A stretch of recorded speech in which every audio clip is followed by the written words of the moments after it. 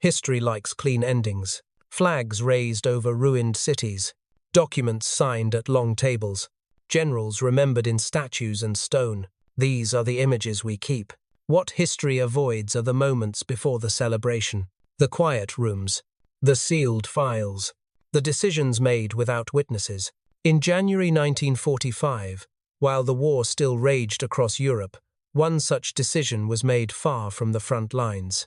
No tanks were moving. No shots were fired. No orders were shouted. Yet the consequences would last for decades. This is not a story about how George S. Patton won battles. It is a story about what he chose not to record. The winter of 1945 was not just cold. It was merciless. Across Europe, temperatures dropped to levels not seen in decades. Snow buried roads, forests, and villages. Engines froze. Weapons jammed. Wounded men died before medics could reach them. In the Ardennes forest, the cold became an enemy of its own. Visibility was limited. Movement was slow. Every step risked frostbite. For soldiers on both sides, survival became a daily calculation. The Ardennes was supposed to be quiet, a thinly defended sector, a place for exhausted units to rest. Instead, it became the center of Germany's last great gamble. In December 1944, Hitler launched a surprise attack. The goal was simple in theory: split the Allied lines, capture Antwerp, force a negotiated peace. In practice, it created chaos. American units were caught off guard. Supply lines were cut. Entire divisions were surrounded. The Battle of the Bulge had begun, and with it, the psychological balance of the war shifted. The Germans committed their most fanatical units. Among them were formations of the Waffen-SS. These were not ordinary soldiers. They were ideologically driven, trained to show no mercy, taught that surrender was weakness. American troops knew their reputation, and they feared them. Fear in war does not announce itself. It spreads quietly, through rumors, through stories passed from unit to unit, through survivors who speak in low voices. By mid-December, American soldiers understood one thing clearly: if you were captured by the SS, you might not come back. That belief mattered, because once soldiers believe the rules no longer protect them, the rules stop working. On the 17th of December 1944, near a crossroads outside Malmedy, Belgium, that belief became reality. American soldiers were captured. They were disarmed. They were compliant. They believed the Geneva Convention still applied. It did not. They were executed. Machine guns fired into rows of prisoners standing in the snow. Wounded men were shot at close range. Bodies were left where they fell. A few survived by playing dead. And those survivors ran. The men who escaped did not keep quiet. They told medics. They told officers. They told anyone who would listen. The story moved faster than official reports ever could. Malmedy became a word whispered in foxholes. A warning. A threat. For American soldiers, something fundamental changed. The war was no longer abstract. It was personal. After Malmedy, surrender felt dangerous. Mercy felt foolish. Soldiers began to ask questions no training manual prepared them for. What happens if I hesitate? What happens if I take prisoners? What happens if the SS surrender, then kill us later? Fear began to reshape behavior, not by orders, by instinct. At the center of this storm stood General George S. Patton, aggressive, brilliant, feared by enemies and subordinates alike.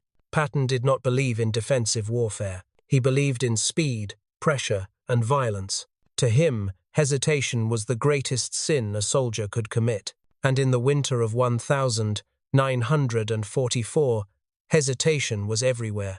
Patton's Third Army was ordered north, against the weather, against the terrain, against expectations. They turned their columns in days, not weeks. They pushed through snow and ice to relieve Bastogne. It was one of the most dramatic maneuvers of the war. Patton was hailed as a savior, but beneath the praise, something darker was forming. Malmedy was never forgotten. Even as Bastogne was relieved, the anger remained.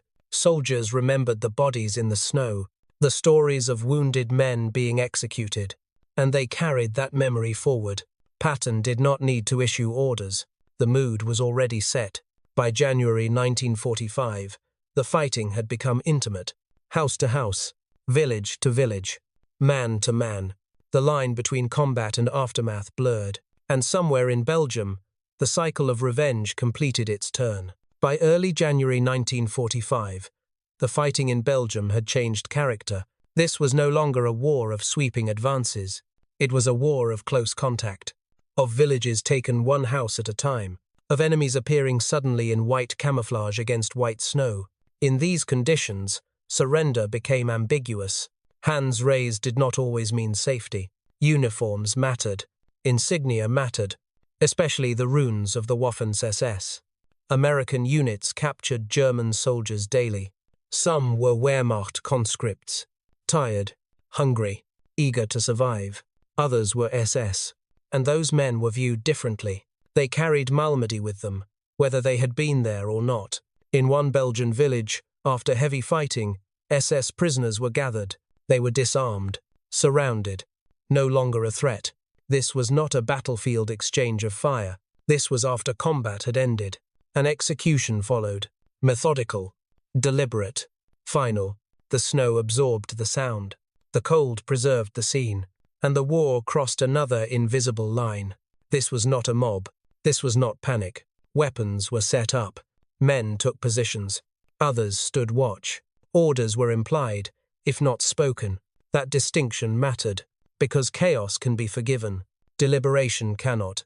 Belgian civilians saw it, from windows, from doorways, from behind ruined walls. American soldiers from nearby units saw the aftermath. Bodies in rows, tracks in the snow, no signs of a firefight. Rumors spread immediately. This was not something that could stay hidden. The United States Army had rules, clear ones. Prisoners of war were protected. Execution was murder. No exceptions for uniform or ideology. Under military law, the penalties were severe. For those who pulled the trigger, for those who gave the order, for those who failed to stop it. The law did not care about Malmedy. The law cared about facts. The Inspector General's office moved quickly. Statements were taken. Civilian testimony recorded. Photographs collected. The evidence was uncomfortable. It showed prisoners shot from behind. Bodies grouped, not scattered. A scene inconsistent with combat. This was not an allegation. It was a case. The implications went far beyond a single unit. If charges were filed, trials would follow. Executions were possible. But the damage would not stop there. Enemy propaganda would seize it instantly. Allied moral authority would be questioned. American soldiers would see their own army turn inward. In wartime, perception is a weapon. Commanders worried about the wrong fear. Not fear of the enemy, but fear of punishment. An army afraid of courts-martial hesitates. An army that hesitates bleeds. This belief moved quietly up the chain of command. The investigation was compiled, stamped, categorized, forwarded. Each signature carried weight. Each desk it crossed represented a choice: proceed or stop. Eventually, it reached the desk of the man who mattered most. On January 4th, the file arrived at 3rd Army headquarters. The fighting was still ongoing, the weather still brutal, the war far from over. This was not a post-war reckoning. This was a wartime decision. George S. Patton understood that immediately. Patton did not need to read every page. He understood the outcome before reaching the end. Trials would slow the army. Punishment would fracture trust. Hesitation would spread. The law demanded action. War demanded speed. And Patton had never chosen speed lightly. There would be no memo, no written order, nothing that could be revisited later. What happened next would leave no paper trail, only consequences. George S. Patton did not see war as chaos. He saw it as a force of will. To Patton, hesitation was not caution. It was weakness, and weakness, in his mind, killed more soldiers than bullets ever could. He believed wars were won by momentum, by pressure, by never allowing the enemy or your own men to slow down. This belief had shaped his entire career, and now it stood in direct conflict with the law. Patton knew about Malmedy. Every commander in Europe did. The execution of American prisoners by the Waffen-SS was not just a war crime. It was a psychological wound. Men talked about it in foxholes, in mess lines, in letters home that never fully explained the rage behind the words. Patton understood something crucial. His soldiers no longer saw the SS as soldiers. They saw them as executioners. And executioners, in war, were not granted mercy. Military discipline is built on punishment. Patton knew that. But he also knew discipline could collapse if soldiers believed the system no longer protected them. If a man feared his own command more than the enemy, something fundamental broke. Patton asked himself a question few commanders ever admit to asking: what happens if my army stops believing I am on their side? Official doctrine said one thing, reality said another. Commanders rarely wrote down everything they knew, especially the things they chose not to enforce. Patton had learned this long before World War II. Sometimes, leadership was not about issuing orders. Sometimes it was about what you allowed to happen. Patton did not issue an order to execute prisoners. There is no document that says so. No transcript. No recorded command. But silence, in a military hierarchy, is not neutral. Silence is interpreted. And soldiers are exceptionally good at understanding what silence means, especially when fear and anger are already present. The investigation stalled, not officially cancelled, not formally dismissed. It simply stopped moving. No follow-up requests, no new interviews, no charges filed. The system did not announce a decision. It simply absorbed it. The soldiers noticed. Cases disappeared. Questions were not asked. Men returned to the front without consequence. The message was unmistakable. This was not a policy. It was permission. Patton believed three things with absolute certainty. First, the Waffen-SS had abandoned the protections of civilized war.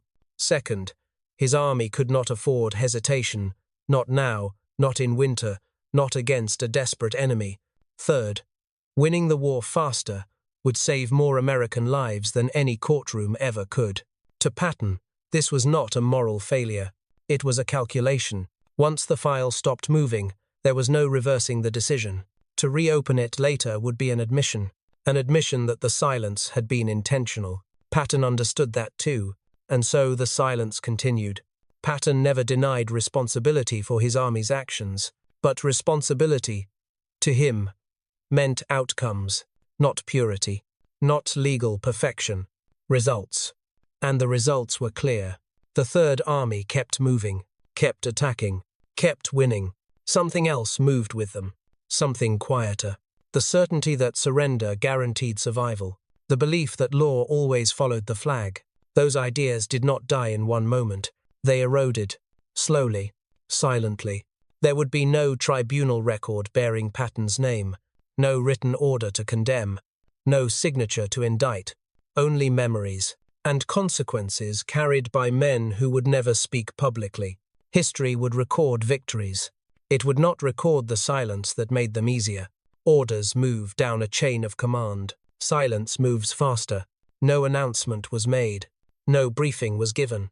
No explanation offered. Yet the absence of punishment became common knowledge. Soldiers do not need confirmation in writing. They read outcomes. They read patterns. And the pattern was clear. Nothing changed on paper. Everything changed in practice. SS prisoners were treated differently. Questions were shorter. Transfers were delayed. Escorts were thinner. Sometimes prisoners never reached the rear. No one asked why. The law still existed, but it no longer felt absolute. Mercy became situational, conditional, dependent on uniform, unit, and reputation. A raised hand no longer guaranteed safety, especially not for men wearing black runes. This was not constant violence. It was selective, calculated. Soldiers learned when to look away, when to say nothing, when not to remember details. The absence of oversight created space, and space, in war, fills quickly. Operations accelerated. Units moved faster. Pauses were shorter. Clearing actions became more aggressive. There were fewer delays caused by prisoner handling. From a tactical perspective, it worked. From a moral one, something fundamental had changed. The Third Army advanced. Village fell. German resistance collapsed in pockets. Casualties among American units decreased in some sectors. To many commanders, this validated the choice. Victory does not ask how it was achieved. It only counts outcomes. There were no official tallies, no after-action reports listing executions. The cost did not appear on maps or casualty boards. It appeared elsewhere, in men who stopped asking questions, in soldiers who no longer hesitated, in the quiet normalization of killing outside combat. Once a boundary is crossed without consequence, it becomes easier to cross again. The first time requires justification. The second requires less. The third requires none at all. What had once shocked now felt routine. That was the real transformation. Officers were not blind. They saw patterns. They heard rumors. But they also saw progress. And progress was the currency of command. To intervene would mean slowing the advance. Few were willing to do that. No directive ever said executions were allowed. But no directive said they were forbidden anymore either. Silence filled the gap. It became policy without ink. Discipline no longer came from law. It came from expectation. Men learned what was tolerated and what was not. The system corrected itself, not toward restraint, but toward efficiency.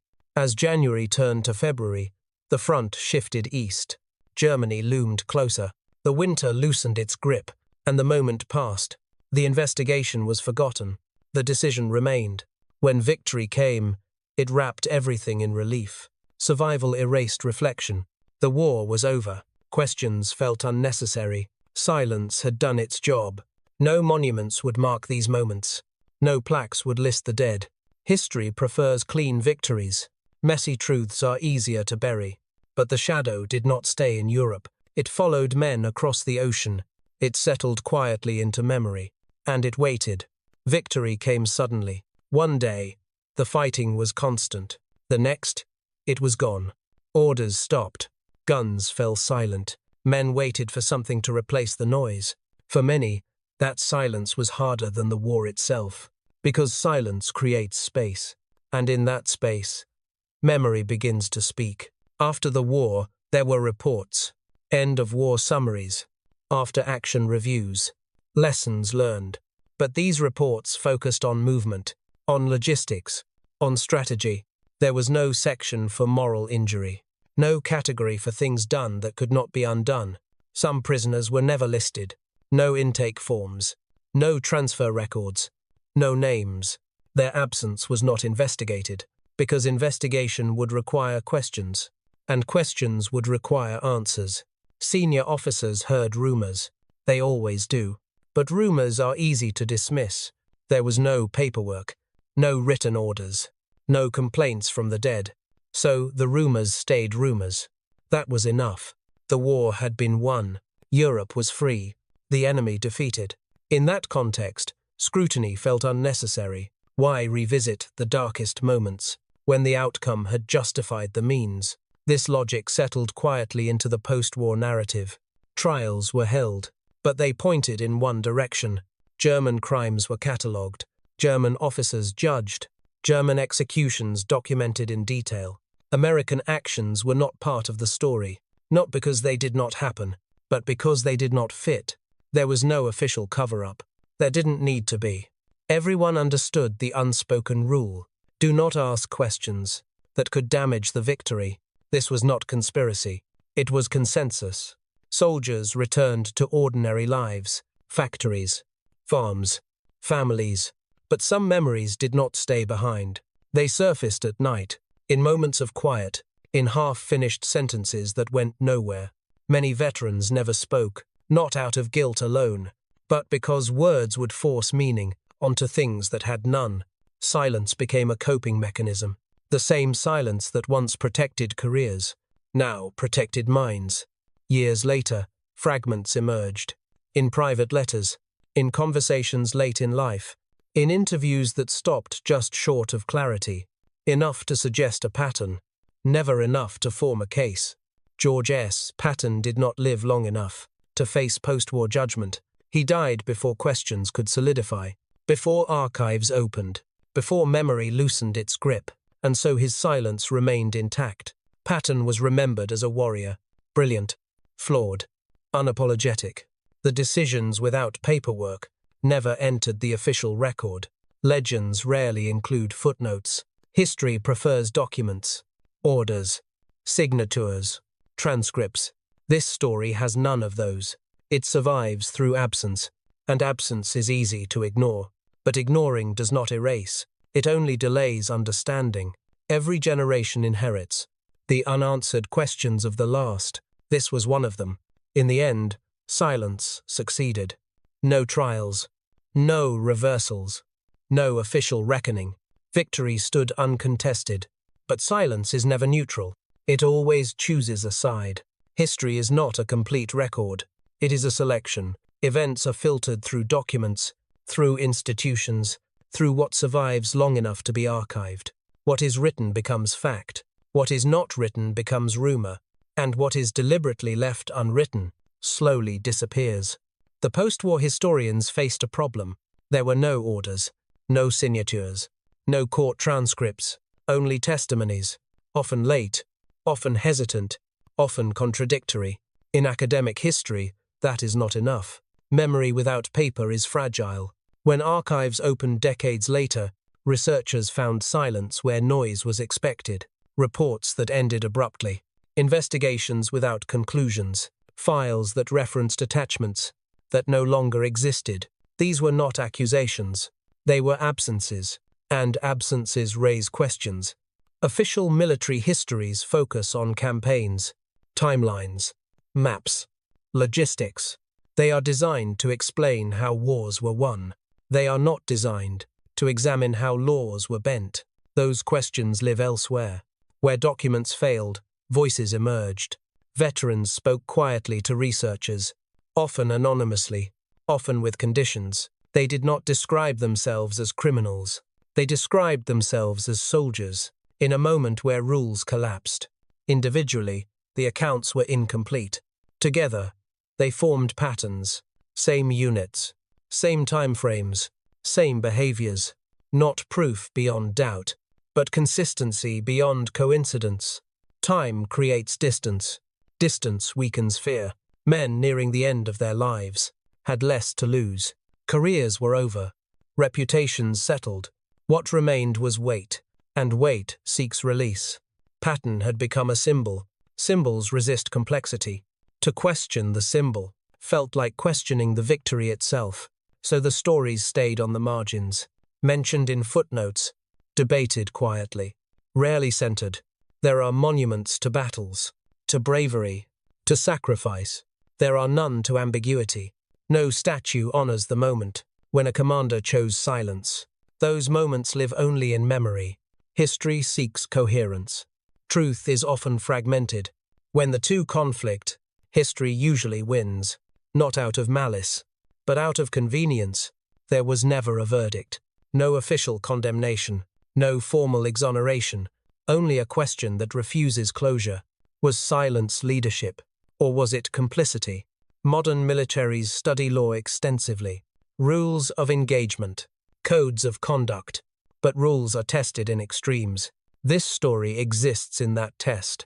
It asks, what happens when law collides with survival? In military academies, similar dilemmas are discussed, hypothetically, but this was not theory. This was winter, fear, anger, and a real decision. This is not a story about Patton alone. It is about systems that reward results and forget methods, about how easily lines blur when victory is close. Selective memory creates comfort. It also creates risk, because what is forgotten is more easily repeated. The shadow does not accuse. It observes. It waits for each generation to decide whether to look directly at it or to turn away. This story does not end with a judgment. There is no gavel, no sentence, no clear line between right and wrong, because war rarely offers clarity. It offers pressure. From one perspective, Patton did what commanders are expected to do. He protected momentum. He protected morale. He protected lives, at least in the short term. His army kept moving. The war ended sooner. Fewer Americans may have died as a result, That argument is not fictional. It is practical, cold, convincing. From another perspective, silence is never neutral. By halting the investigation, Patton allowed murder to pass unchallenged. He taught his men that law could be suspended when anger felt justified. Leadership, without accountability, does not end at the battlefield. It spreads. Most people exist between these two views. They recognize the necessity of victory and the cost of compromise. They understand why the decision was made and why it remains disturbing. That discomfort is the point. The men who lived through it learned a dangerous lesson. That rules depend on circumstances. That mercy is conditional. That silence can be approval. Those lessons do not vanish with peace. For some veterans, the war never truly ended, not because of what was done to them, but because of what they had done or allowed. The weight was not legal. It was internal. War does not create monsters. It removes barriers. It reveals what people are capable of. When fear, anger, and authority align, that is why this story matters. Clean history is comforting. Heroes are easier to admire when their shadows are erased. But comfort is not the same as truth, and truth is rarely clean. This story was not buried by conspiracy. It was buried by success. Victory makes questions inconvenient. Silence becomes acceptable when outcomes are celebrated. This story does not ask you to condemn. It asks you to consider. What would you have done with that file on your desk? In that winter, in that war, with those lives depending on you? There is no safe answer. Choosing law risks lives. Choosing silence risks souls. Leadership is not about choosing the good option. It is about choosing which cost you are willing to carry. Did Patton protect his men? Or did he teach them that some crimes are invisible when committed by the victors? History offers no conclusion, only a question. Because war is not only about battles, it is about decisions made, far from gunfire, in quiet rooms, with no witnesses, and no paper trail.